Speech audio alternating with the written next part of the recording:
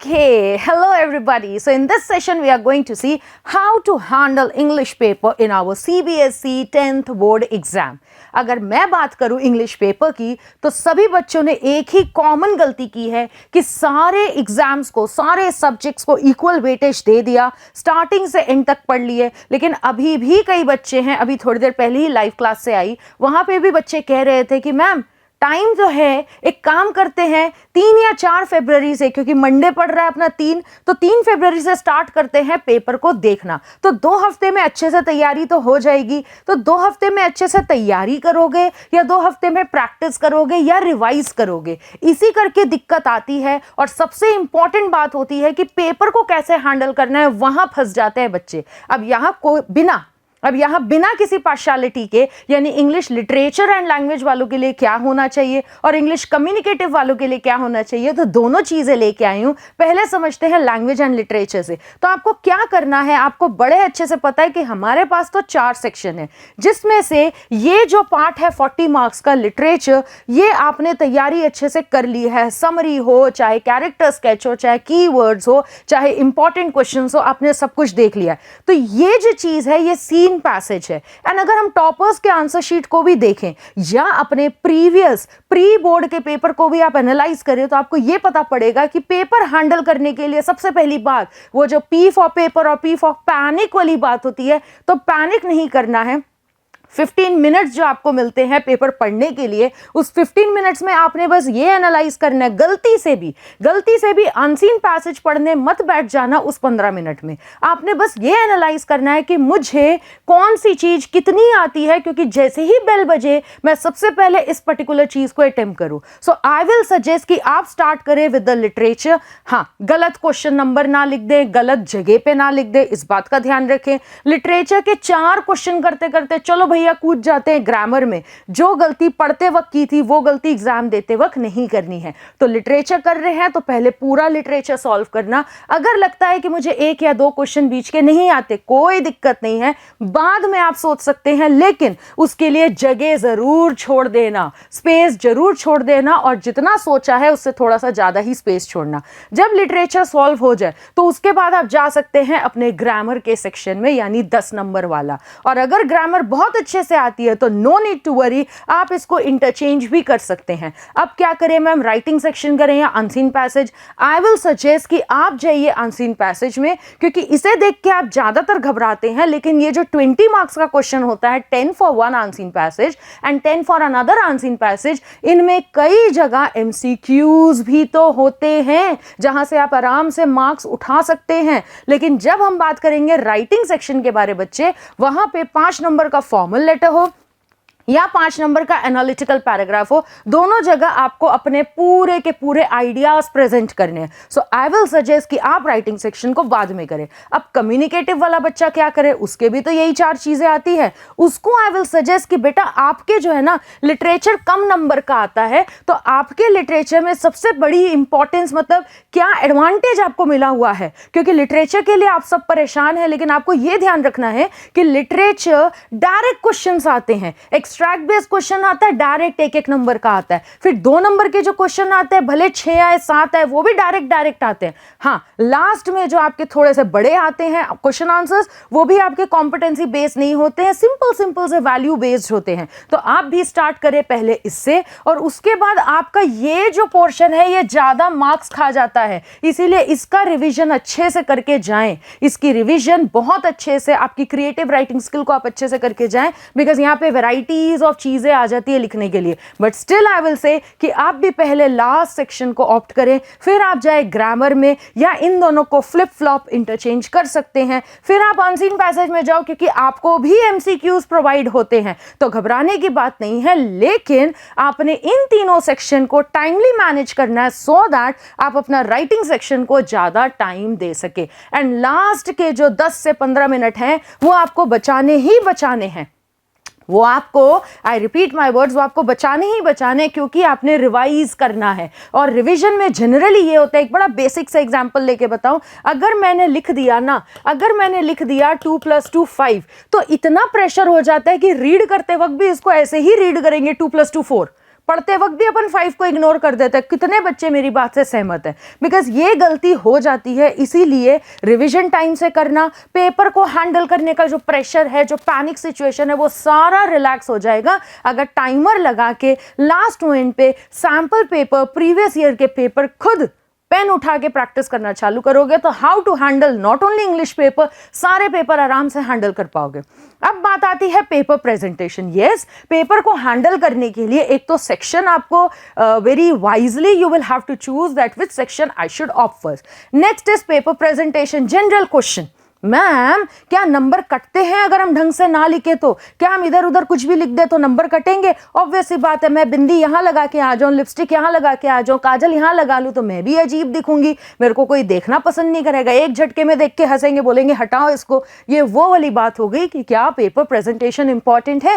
बिल्कुल paper presentation important है। More over, क्या हम अलग अलग पेन ले जाए? नहीं, आप सिंपल सा अपना ब्लू पेन लेके जाओ, और उसमें भी आई विल सजेस्ट बच्चे, ये तो हम अपने टाइम से ही करते आ रहे हैं, इवन आपके पेरेंट्स ने भी यही काम किया होगा कि सिंपल सा बॉल पेन लेके जाइए। Do not go for any fountain pen और any kind of fancy pen जहां पे इंक लीक होने के चांसेस हो जाए या मार्क्स इंप्रिंट होने के चांसेस हो जाए एक पेज से पीछे वाली पेज पे। तो बेटर है ball pen. In fact I will suggest कि कोई आपको जरूरत नहीं अलग अलग कलर लेके जाने की। No black pen and other colours, right? You only go for the blue pen एंड आप अंडरलाइन ऐसे ही करो जैसे एक टॉपर बच्चा प्रेफर करता है अपनी लाइफ में चीजों को लिख के अंडरलाइन करने का। ये दो चीज ही मैं क्यों लेके आई हूं आपके लिए, बिकॉज मैं यहां से आपको क्या बताना चाह रही हूं, देखना कि इसने भी स्टार्ट किया वही जो अभी हमने डिस्कस किया लिटरेचर सेक्शन से, क्योंकि वो देखा हुआ पैसेज है। जब वो देखा हुआ पैसेज है तो हमें पता है कि आंसर्स कैसे फ्रेम करने। 1 मार्कर का आंसर होगा तो डायरेक्ट आंसर लिख देना है। यही आजकल एक्सट्रैक्ट बेस्ड क्वेश्चन में 2 मार्कर का आंसर पूछ लेते हैं और बोलते हैं आंसर इन 40 वर्ड्स। उसको कितनी लाइन में लिखना है, उसको कितनी लाइन में लिखना है, उसको ज्यादा से ज्यादा आपको एक्सप्रेस करके जस्टिफाई करके खत्म करना है अपने आंसर को हार्डली इन 2 लाइन्स। फिर आप बात करोगे 3 नंबर वाले आंसर की, तो 3 नंबर वाले आंसर के लिए आई सजेस्ट ना 3 लाइन ना 5 लाइन, एग्जैक्टली 4 लाइन में आंसर खत्म करना। अब हम एग्जाम में मैम बैठ के गिने नहीं। एक स्मार्ट बच्चा कभी ये गलती नहीं करेगा कि एग्जाम में बैठ के गिन रहा होगा, 1 लाइन हो गया, 2 लाइन हो गया, 3, चल यार खींच के जबरदस्ती 4 लाइन तक कर देते हैं। ना ना मुन्ना ना। तो 4 लाइन तक करने का मतलब इतना होता है कि हमें ज्यादा इमोशंस में नहीं बहना है। हमसे जो क्वेश्चन पूछा गया है हम उसके वर्ड लिमिट में रहें, हमसे जो क्वेश्चन पूछा गया हम उसके दायरे में रह के आंसर्स को एक्सप्लेन करें। That is the utmost important thing. तो पेपर प्रेजेंटेशन से आप यहां पे आ जाओ। ये तो पुरानी वाली बात हो गई कि पहले कौन सा सेक्शन करें। फिर भी राइटिंग के बारे में बात करें तो क्या चीजें लेजिबल है? लेजिबल का मतलब क्या चीजें पढ़ने में आ रही है। अगर चीजें पढ़ने में ही नहीं आएगी तो एग्जामिनर नंबर कहां से देगा? एग्जामिनर नंबर कहां से देगा? सोचो इस बारे में। तो और अंडरलाइन भी करना है तो you do not take pencil. मैं क्या करती थी, पेंसिल से अंडरलाइन करती थी, स्केल पेंसिल लेके। लेकिन आप उतना टाइम भी मत दो। आप सबसे बेहतर है इवन ब्लैक पेन भी मत उठाओ, सिंपली अपना बॉल पेन उठाया और उसी से अंडरलाइन किया। हाँ, बस अंडरलाइन करते वक्त ये ध्यान रखना, जैसे ये 2 लाइनें आपको विजिबल है तो आपने अगर इसके ऊपर कुछ लिखा तो जस्ट इस लाइन पे ही मत खिचर पिटी करना। हल्का सा नीचे दिख रहा है, इसने कैसे हल्का सा नीचे किया है ताकि अंडरलाइन भी हो जाए, क्लीनलीनेस भी मेंटेन रहे। दूसरी इंपॉर्टेंट बात जो पेपर चेक करते वक्त मैंने ऑब्जर्व किया था, हाल फिलहाल नहीं पहले की बारे बात कर रही हूं, कि पेपर चेक करते वक्त ऑब्जर्व किया था कि बच्चे क्या करते हैं। देखो टॉपर बच्चे ने भी यही गलती की लेकिन उसको नंबर मिल गया। क्यों? क्योंकि प्रेजेंटेबल चीज थी, साफ सुंदर उसका काम दिख रहा था, उसके आगे के आंसर सही चल रहे थे। दैट इज व्हाई एग्जामिनर ने सोचा कि दे दो number. But I will suggest you children कि कभी भी ऑप्शन दे रखा है ABCD, तो आप अगर C लिखते हो तो C के साथ उसका आंसर भी लिखो। डायरेक्ट ABCD मत करो।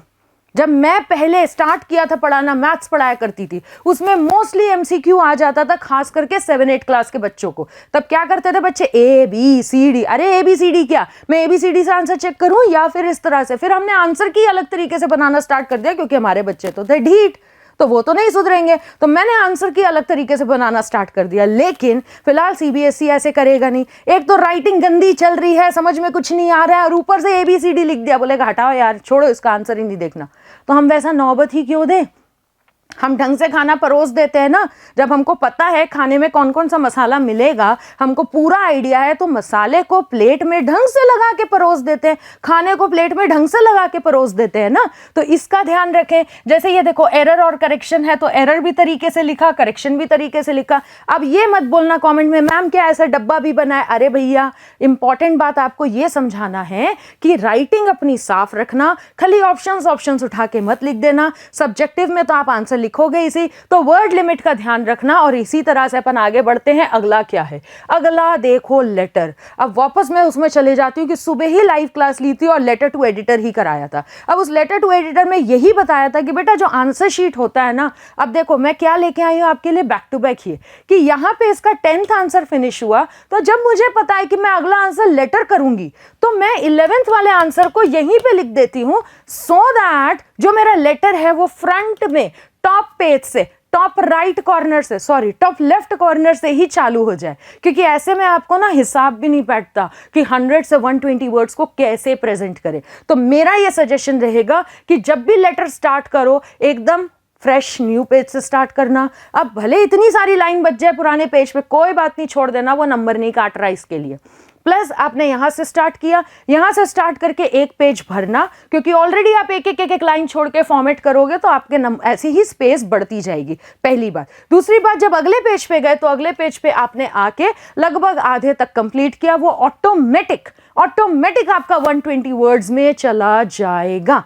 तो कई बार हम टॉपर के आंसर शीट ले तो आते हैं, लेकिन उसमें भी गलतियां ऑब्जर्व हो जाती है, और जब गलती से ही इंसान सीखता है तो क्यों ना हम सीख ले, हमें तो टाइम है अभी एग्जाम में बैठने से पहले। एक और चीज का ध्यान रखना, सर और मैडम जो इसने लिखा है, मैं होती तो नंबर काट लेती, सर या मैडम दोनों लिखने की जरूरत नहीं है, एक ही चीज लिख दो, जबरदस्ती पंगा ना लो। दूसरा, कई बच्चे मैडम को मैम बोलते हैं, मैम इनफॉर्मल है, तो मैम MA'AM मत लिखना।